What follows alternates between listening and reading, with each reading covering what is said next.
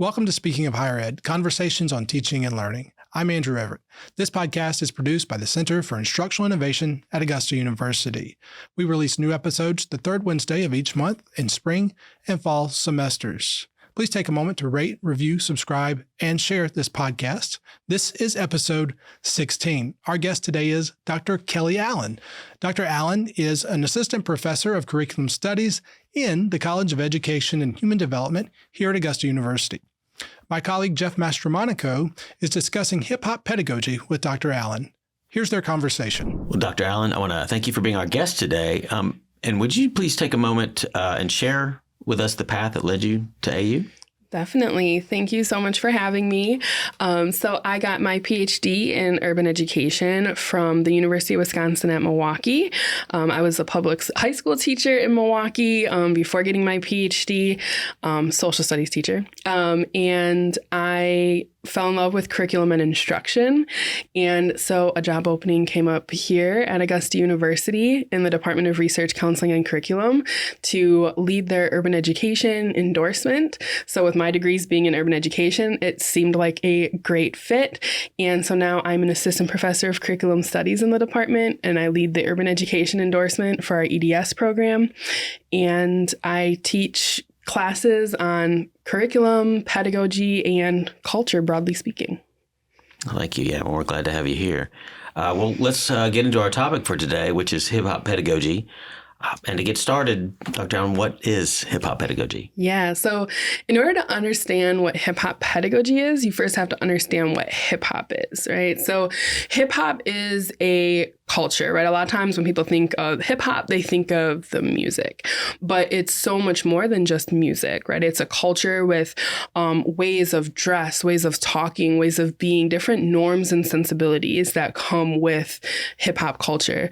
And then on top of that, we have what we call the five, elements of hip hop, right? So we have DJing, breakdancing, graffiti arts, the MC, right? A lot of times, like I said, when you think of hip hop, you think of the MC, like the rapper and things like that. But then we also have the fifth element, knowledge of self, right? So who are you in relation to your community, and what is real and authentic to you and the communities that you belong to, right? And so when we think of hip hop pedagogy, we're really talking about bringing everything that is hip hop, right? All of those sensibilities, those ways of talking, ways of dressing, ways of communicating with one another, along with those five elements. And we're saying, hey, like these are things that belong in the classroom space. And so not only are they integrated into the classroom space, but all aspects of the culture are seen as a foundation for learning, that there is something that can be learned from hip hop culture. And so the growing emerges from hip hop culture to connect students with, different things that they see in their communities, whether it could relate to science, math, English, social studies, whatever subject it may be. So can you share how you became interested in hip hop as a pedagogy? Yeah. So my love for hip hop pedagogy started with my love for hip hop, right? So when I was a kid, I remember, having my headphones on in my bedroom, just listening to hip hop music for hours on end, right? And I fell in love with the way that hip hop spoke to the core of who I was, right? Things that I was experiencing in my community, hip hop music was telling that same story, right? When I was thinking about my Blackness, like hip hop was speaking about my Blackness in a way that I felt, but I couldn't put words around, right? And so I fell in love with hip hop music first. And then when I became a teacher, and it was actually very early in my pre-service teaching, my teacher education program, when you're first learning how to write a lesson, right? Like there's always that like opener, like the first 5 minutes, and they're like, you gotta hook them, like where's the hook? Like that was always like drilled into our heads, that hook in the beginning. And a lot of people saw those first 5 minutes as like the time to bring in those cool things like hip hop and things like that.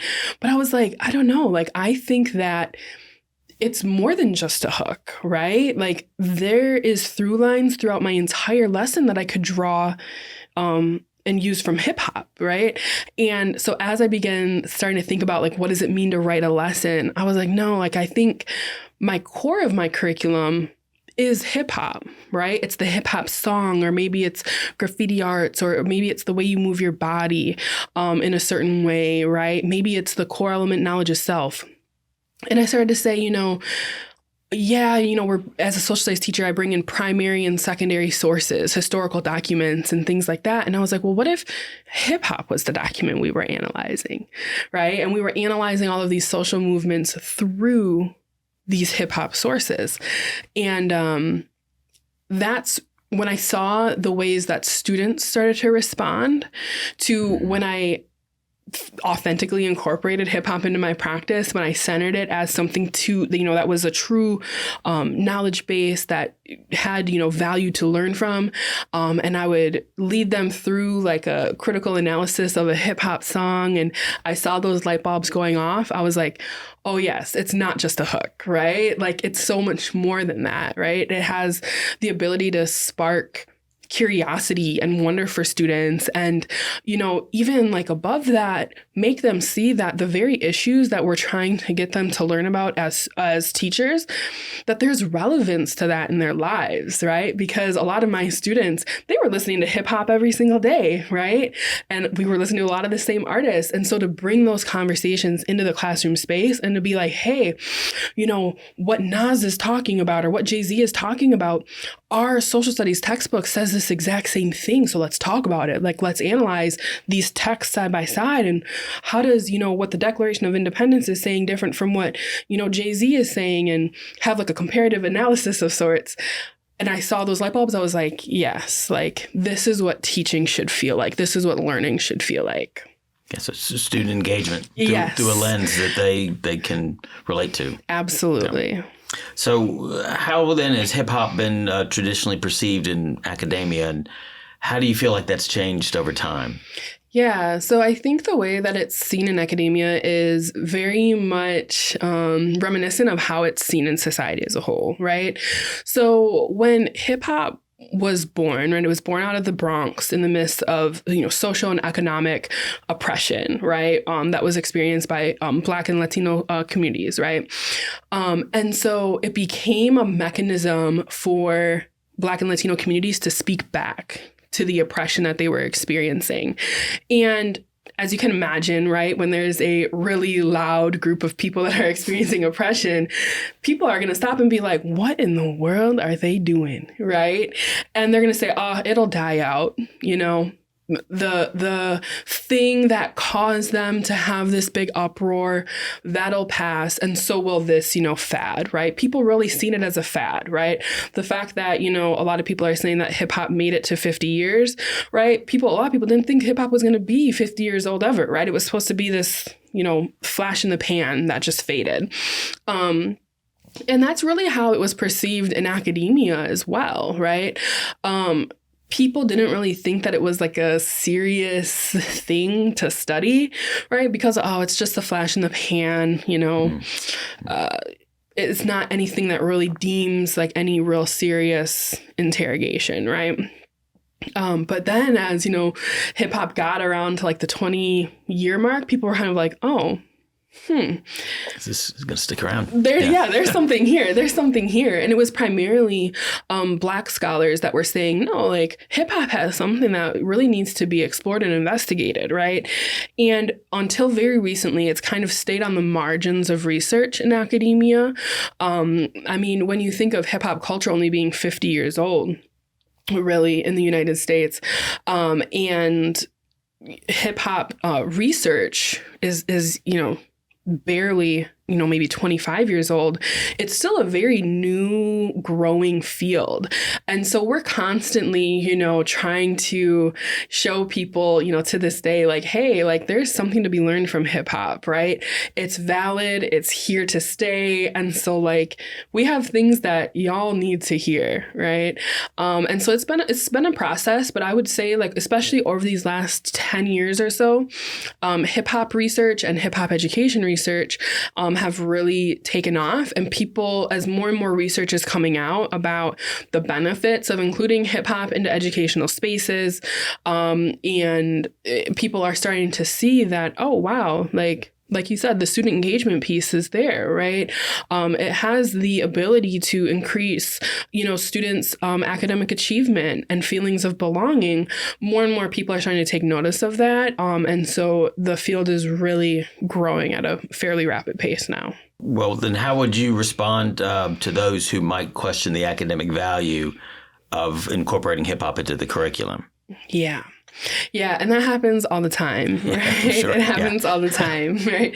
I think, first is I would ask people, what are your preconceived notions of hip hop, right? Like, what do you believe about hip hop, right? Because a lot of times people are like, well, hip hop is violent. It talks about drugs. It's highly misogynistic, right? And that may be true, right? There's no denying that there are parts of hip hop that definitely discuss violence and drugs and has misogynistic undertones, or even very explicitly, right? But I said hip hop is also so much more than that. Like I said, when we focus on just the music, right? And a very certain faction of the music, we lose the entirety of the culture, right? And so that's what I always first say is, what do you think hip hop is, first of all, right? Because a lot of times when people say like, oh, there's no place for this in academia, it's because they're only thinking of a very, very small, singular element, and even beyond just the element of the music, right? They're thinking of a very, very small faction of the music, right? And so I say, let's open up our minds to what hip hop is and how it could be used. But then secondly, right, like I said, the field of, hip hop education research is growing at a really rapid rate. We now have empirical studies that show that, when students can engage in hip hop culture, they're more likely to come to school on a regular basis, right? They're more likely to want to stay in school. They're more likely to have higher test scores on standardized tests and on in-class assessments than peers who don't have that exposure, right? And so when we look at those types of benefits, right? It becomes pretty undeniable that there's something here that really should be explored if we're willing to disrupt what we think hip hop culture is, right? And I always push back on people who are like, well, hip hop, it's just so violent. The lyrics are, just foul. They use such foul language and things like that. And a lot of times when people say those things, they're thinking of like trap or drill music, right? And look, yes, they talk about drugs, they talk about violence, right? And now I was a high school teacher, right? And I taught at an alternative high school. So we had a lot of students who were coming out of incarceration. We had a lot of students who, had experience with selling and using drugs. And if they weren't selling and using drugs themselves, they knew others who did, right? We had students while I was there that died of gun violence, right? We had shootings right outside of school, right? While we were on the corner waiting for buses to pick up students, right? And so I say like, yeah, it talks about violence and drug use, right? But for some students, right? Like, so my students at my school that I was teaching at, that was a very real reality that spoke to, and a lot of people say like, hey, like it's glorifying these things, right? And I'm like, it may come across as glorifying if you don't live that every single day, right? And if it feels glorifying to you because they're talking about it, then I want you to pause and be thankful that it is, something that you don't experience every day, right?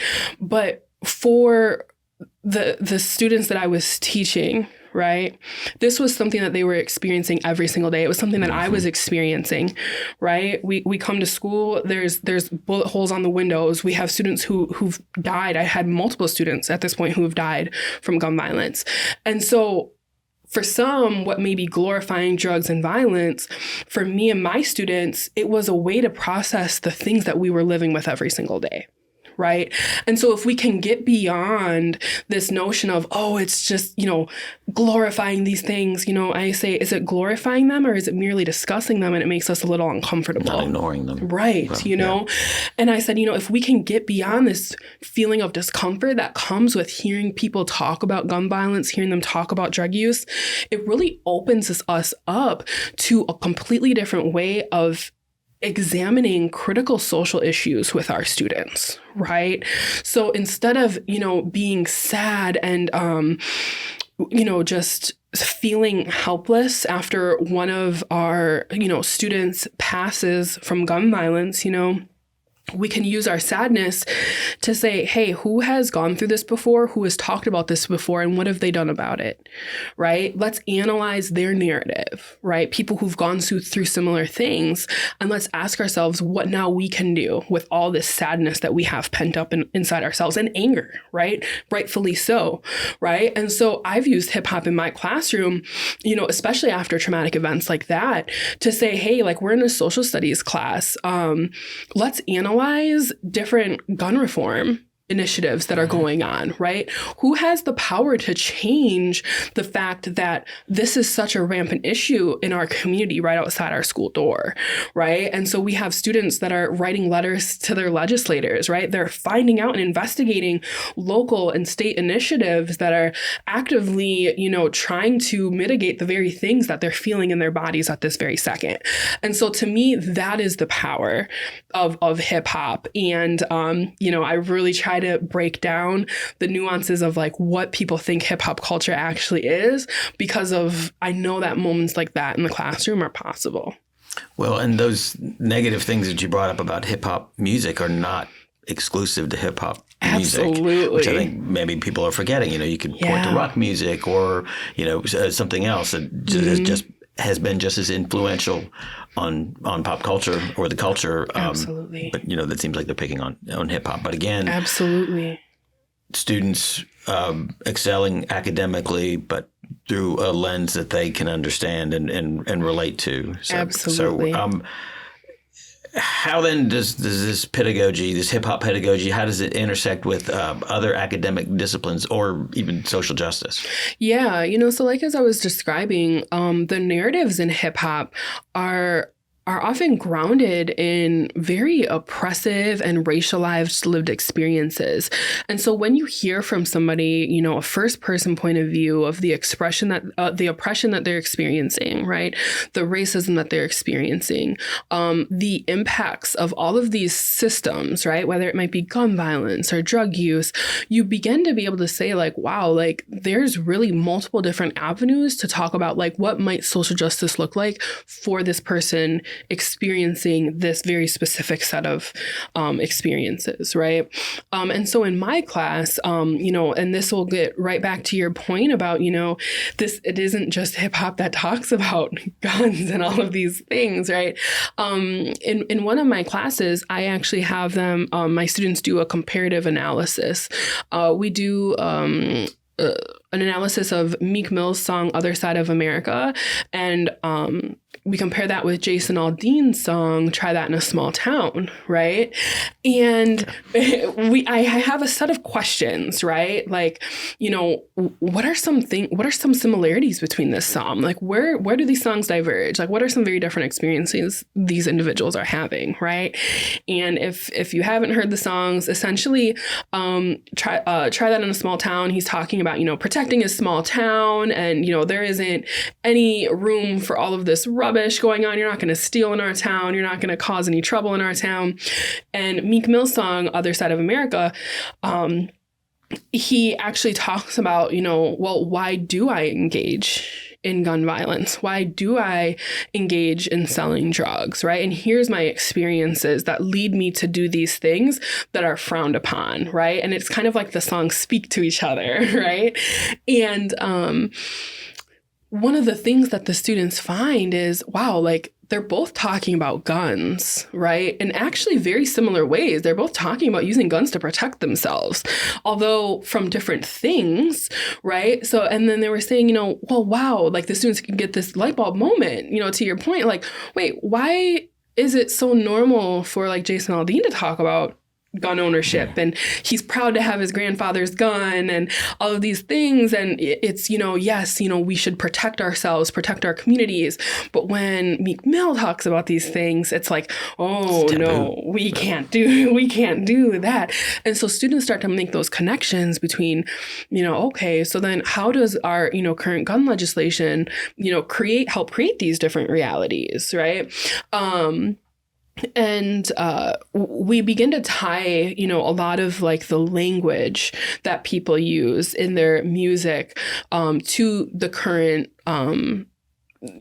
social political climate, right? And so when we're talking about social justice, right, the language that we use is really important, right? There's certain language that begins to trend, right, at different times that, when you use it, people are like, oh, like I know what they're talking about, right? So really breaking down the meanings in the songs, right? And what is going on when this song was written and what has maybe happened since then, right? That has moved the needle on social justice, that has moved the needle on these issues, right? And then even using beyond the music, since I was talking about Meek Mill, for example, Meek Mill went through a huge court case, series of cases actually with incarceration and parole. Where he, caught a case and he was on probation and parole for an extended period of time. And he was actually reincarcerated during his probation and parole, and for very minor infractions, right? Things that you wouldn't typically be locked up for, like popping a wheelie on a four-wheeler, for example, on a public street, right?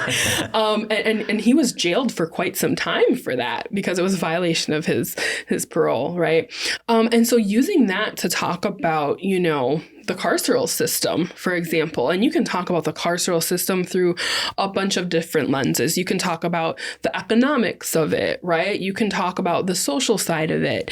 You can talk about the legislation behind it. What allows the carceral system to do what it does, right? You can talk about the sociology behind it. You can talk about the psychology behind it. I mean, there's so many different avenues that you can talk about Meek Mill's experience, right? You can bring it into English classes and you can say, well, how has news covered it, right? And so when we think of like social justice and hip hop being interdisciplinary, because hip hop is such a rich and vibrant culture, there's pathways to analyze a lot of hip hop music, the cultural art forms, and even the things that the hip hop artists themselves are experiencing through a variety of different ways. Well, so how do you envision the future of hip-hop pedagogy in higher education? That's a great question. So I actually just recently wrote a book called Freedom Dreaming on the future of hip-hop and education, right? And what I did was me and my co-author, Edmund Ajapong, who is associate professor at Seton Hall University, we asked 8 of the most prominent hip hop scholars, people who, helped start the field, this exact question, right? And resoundingly, what people said was that, we're going to continue to think deeply about what hip hop is and the value that it has in our educational spaces, right? So as we mentioned at the beginning of the conversation, hip hop has been fighting for the last 50 years or so to be seen as a valid source of knowledge, right? And I argue that fight kind of still is occurring today, right? And I think like conversations like we're having right now really help move the needle on encouraging people to think deeper about what hip hop is, what it isn't, and the value that it has for different people, right? Because the way that I use it in my classroom is going to be very different than, what somebody in a different place at a different time is going to use, bring in hip hop, right? Because our students are going to be different. We're going to be different. And so I really think that understanding the nuances of hip hop and the nuances of who we are, right? So what is authentic to Jeff when Jeff brings in hip hop, right? That's going to look differently. And so I think deeply in my work about how our individual identities also impact the way that we think about hip hop and the way that we might consider implementing hip hop in our practice. And so I think that that is the next big wave of hip hop education research. And I think that that is the next big thing that we really have to think about in higher education, right? Is really getting all of our teachers to think about, even if, what we're talking about isn't hip hop pedagogy, right? At the end of the day, who are you? Who are you as a teacher? What makes you tick? What do you like? What do you dislike? What are your biases, right? What is your culture, right? When you go home on the weekend, what is it that you do? What brings you joy, right? Because all of those things on Monday morning are going to come with you into the classroom, right? And so whether it's hip hop or not, understanding who we are, but then also getting an honest understanding of who our students are. Right. I think that that's really where we're at right now in education, is we're understanding the importance of knowing each other. Right. And understanding our relationships to one another, how we interact with one another, and what does it mean to share a space together and build something through teaching and learning. And that, I think, was what I was going to ask, is if you think that this type of pedagogy is kind of moving forward more because we're maybe paying more attention to the fact that students don't learn the same. Yeah. And that's not a deficit. That's just the way people are built. And so I was just wondering if you kind of felt that maybe what is pushing things forward more is that there's maybe more of an understanding of that. Yeah, most definitely. Right. I mean, I think also too, one thing that really helps is having more people that are from the culture in education spaces. Right. Because the more that we are in educational spaces, the more that we're going to remind everybody else, like, hey, that doesn't work, right? That's not going to work, right? Because I know the culture. I'm from this culture, and yeah, that's not going to go so well. And so the more that we are in these spaces, the more we're able to show up authentically as ourselves, right? Number one. But then also begin those conversations, which also, like you said, helps move the needle to get people to see that, hey, like that isn't going to work anymore. And I think the pandemic really highlighted that for us, right? Gloria Ladson-Billings talks a lot about the impact of the pandemic and how it didn't create these inequities, right? It just merely illuminated them, particularly for people who kind of like to pretend that they didn't necessarily exist before, right? And so I think we're in this really critical space, right, as we're grappling with what to do now that we're back in person learning, because the inequities are so in our face, right? And a lot of people were trying things that we never thought that we would be trying before. And I think that that's really good. I think it's also really important that as we are trying out any pedagogy, right? Any different type of teaching that isn't, our norm, is that we're stopping and pausing and asking, who are my students? Who am I? And what feels authentic to me at the end of the day? In what ways does hip hop pedagogy contribute to inclusivity and representation in higher education? Yeah, so I think hip hop disrupts the norm of what higher education looks like, feels like, sounds like, right? So for example, like, what does it mean to have a professor not, in a blazer and dress shoes, right? I come in with my camo jacket, I come in with my big earrings, my glasses, and on any given day I might have some bold lipstick, always wearing, some Dunks, some J's on my feet, whatever it may be. But guess what? At the end of the day, like, my teaching is still top tier, right? My research is still rigorous and nationally known, right? And I am a professor, right? Regardless of what I look like, what I sound like, how I dress, right? I'm still a professor, right? And so that is not the norm, right? Typically, like the professors come in with their suits and their nice dress shoes, their little briefcase, right? So a lot of times people think like, oh, you're a student, right? I get mistaken for a student around campus all the time. Good for you. and I'm I like, don't. hey. I'm like, oh, I'm a professor. The people are like, oh, like what class are you going to? I'm like, oh, I'm just going to work in my office. Oh, like, do you work for, like, do you have an on-campus job? Yeah, I'm a professor, And so then people are like, whoa, like, what? Like, I have students that'll, like, compliment my outfits, compliment my glasses or my lipstick on any given day. I might come in with my box braids and things like that. And so people really take notice, and students will start to, like, gravitate towards you, right? Like, students that don't even have my classes, they're like, oh, like, that's a really cool professor, right? And I become approachable, right? Because I reflect them, right? I'm not necessarily somebody who is sitting up in my ivory tower and, I got my nose in my book and, I'm click-clacking away at my research, right? I become somebody that's, hey, like, you look like me, you sound like me, like, you use the same phrases that I do. And people begin to say, like, oh, like, I never thought that I could be a professor, but now that I see you and the way you do it, I think that actually might be a possibility for me as well. Can I talk to you about that? Like, what is it like being a professor, right? And that, to me, that's representation, right? When somebody never saw themselves in a position, but they look at you and they say, hey, I see what you do and I think I can do it too. That's what representation is all about, right? And that is why, one of the core things about hip hop is showing up like authentically as you, right?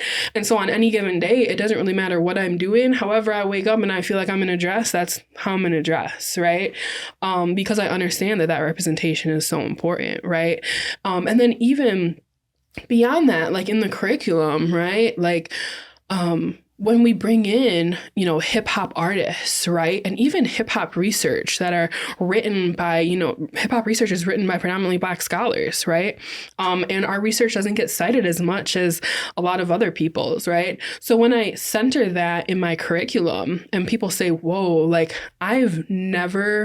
maybe I've heard of hip hop, but I've never thought about it in this way. And you're opening up my mind, to that's inclusivity to me, right? Because now I'm exposing somebody who, they may see, me coming in, with my red glasses and my camo jacket, and they're like, whoa, like, this might be the closest I've been to hip hop, in a very long time, right?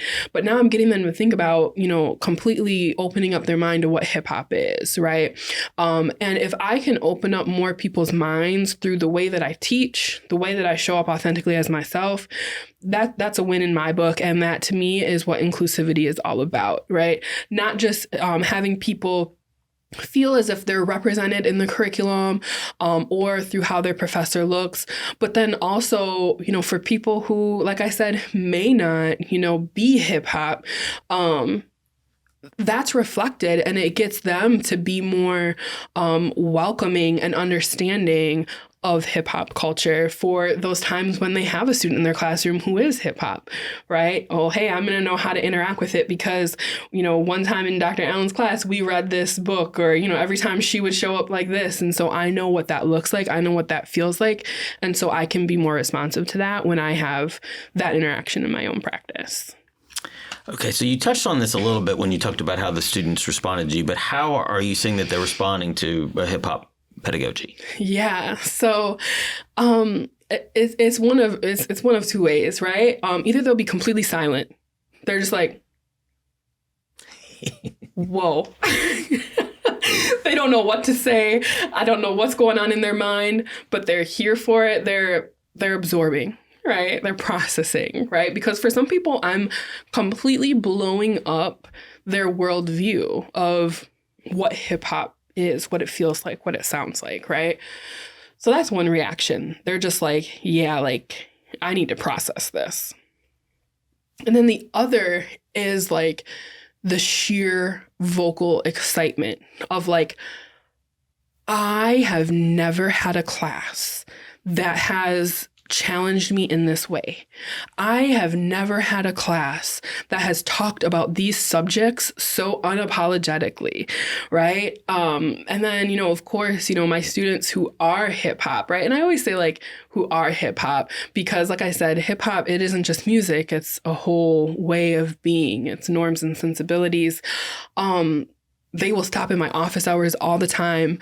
And they will just, to talk, kind of about nothing, right? Like we just talk about life, or they just want to stop by and say thank you for showing up as authentically you, and thank you for, bringing up these conversations in class.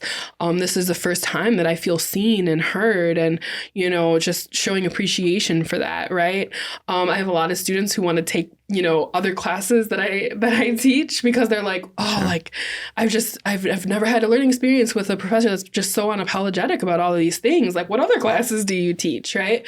And I would say overwhelmingly people, even if they aren't, stopping into my office hours, every week or whatever it might be, they're overwhelmingly like, wow, I haven't thought this way about this subject before.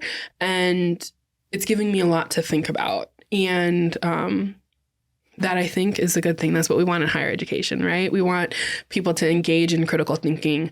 We want to expand the way we think about things and our worldview. And so, yeah, I would say overwhelmingly positive. But, I can't lie and say that there aren't people who give me that blank stare like, okay, I'm just going to do what I got to do to get my, grade, check the box. But, I hope that even for those students that I've at least planted a seed, right? And even if, I don't know if you know much about gardening, but like when you plant a seed, like all the conditions have to be right. The soil has to be warm enough. It has to be damp enough. So even if the seed is planted and the temperature isn't right, or there's not enough, moisture and it doesn't sprout yet, I'm hoping that seed still stays there. And when the time is right and the conditions are right, it'll sprout, even if it's something that I don't see immediately before me. Well, let's take a quick break before asking our continuing the conversation question. Got a teaching idea worth sharing? Share it on AU Teaching Commons. We are Augusta University's first peer-reviewed hub of open teaching resources by faculty for faculty. Share your knowledge, help your peers, impact students. Visit us at guides.augusta.edu/AU Teaching Commons. Welcome back, and we're going to go ahead and ask our continuing the conversation question, which is what advice would you give to educators who are interested in incorporating hip-hop into their curriculum? Yeah, that's a great question. So I think the first thing would be to begin with some self-evaluation, right? Like I mentioned earlier, understanding who you are and who your students are, how you interact with hip hop, what you think about hip hop, and what your students think about hip hop. Is very integral, right? And so there's actually a framework for hip hop educator positionality that has a set of questions that will walk you through a set number of questions to ask about yourself and your students that you should be continually reflecting on, not just before you engage in hip hop education, but also, continually. It's a continual reflective process for you to engage in. And a lot of people, as they start asking themselves these questions, right, about who they are and their relationship to hip hop, I find that it often stuns them with fear of, oh, I don't think I'm ready to do this, right? And I encourage individuals who are curious about hip hop, who are curious about incorporating hip hop into your practice, to try to move beyond that fear in a very thoughtful way, right? Gloria Ladson-Billings, in our book, Teaching for Liberation on Freedom Dreaming in the Field of Hip Hop and Education, one of the things Gloria Ladson-Billings talked about in our conversation with her She said, we often think of life and death careers. We think of police officers or an airline pilot, right? And she's like, hey, like if somebody says like, hey, this pilot, like he's had mostly good flights, but yeah, he's had a few crashes too. She's like, I don't want to get on that plane. Like that's a matter of life and death, right? She's like, we see those professions as life and death professions. She's like, we have to have that same urgency in education as well, right? Every single day, when students come into our classroom, it is a matter of life and death. Even if we don't see that physical or metaphorical death immediately in front of us, right? We need to be treating every day, every lesson with that same amount of urgency, right? And that is the kind of urgency that I want people to have when thinking about hip hop education, right? That, it may not be your culture, right? But it may be the culture of your students, right? And every day that they come into your classroom, right, you might be uncomfortable thinking about incorporating hip hop, right? But like if you go into a space every single day that doesn't show your culture, you're going to be uncomfortable too, right? So imagine how uncomfortable students are every single day when they walk into a classroom space and they don't see hip hop, they don't feel hip hop, and they feel as if they have to leave a part of themselves at the door, right? And so I say like the time is urgent to begin thinking about hip hop, right? Start listening to a few hip hop songs every day, right? On your drive home, from work, right? Put on a shuffle playlist and see what catches your attention, right? Follow some hip hop blogs, right? See what kinds of things they're talking about, right? Ask your students, hey, what are you listening to right now, right? And start writing those down and slowly start listening to what your students are listening to, right? We can learn so much about our students by understanding what they're listening to, right? And then engaging them in conversation about, hey, I listened to that song that you told me about the other day. What part of that song speaks to you? Why does that speak to you, right? And really trying to get an understanding of who your students are and how they're thinking about their relationship with music, right? And then, reading, right? There's a number of different books about hip hop education, about, practical things that you can do to incorporate hip hop into your practice. Find those books, right? And just start immersing yourself. Be a learner, right? Especially if this isn't your culture, position yourself as a learner, right? And learn about how other people have done it, right? Learn about how people have engaged their students in co-teaching because they knew that they weren't the hip hop experts, their students were, right? And so doing a lot of reading about what hip hop looks like, what it feels like. There's a number of really great hip hop history books. If you're not familiar with hip hop culture, that you can read to learn about the culture. And so I think my biggest takeaway would be to position yourself as a learner, right? Do the reading, engage in the positionality work, engage in the reflection, and most importantly, engage your students in conversation about their relationship to hip hop and what it could look like in the classroom. Well, thank you for this great conversation. What platforms can listeners connect with you on? Yes, so you can follow me on Twitter at Kelly Renee Allen. Renee is Renee. Kelly is, should I just spell it like normal? KELLYRENEE Allen, ALLEN. I tweet about all things hip hop and education on a regular basis, all of my new publications, different webinars. So definitely do that. While we're also talking about platforms, definitely follow the hashtag hip hop ed chat. They have a weekly chat that brings together educators from all across the country on Twitter. And we talk about all things hip hop and education in the classroom. So that's another great, if you're already on Twitter and you want to do some further learning. Fantastic. Great. Well, Dr. Allen, I want to thank you for joining us on the podcast. The conversation continues on our Facebook page at facebook.com/AUGCII. Please contribute your thoughts on today's topic and other episodes. You can find more on our show page at augusta.edu/innovation. Please take a moment to rate, review, subscribe, and share this podcast. New episodes are available on the third Wednesday of each month in spring and fall semesters. Speaking of Higher Ed is produced by the Center for Instructional Innovation at Augusta University.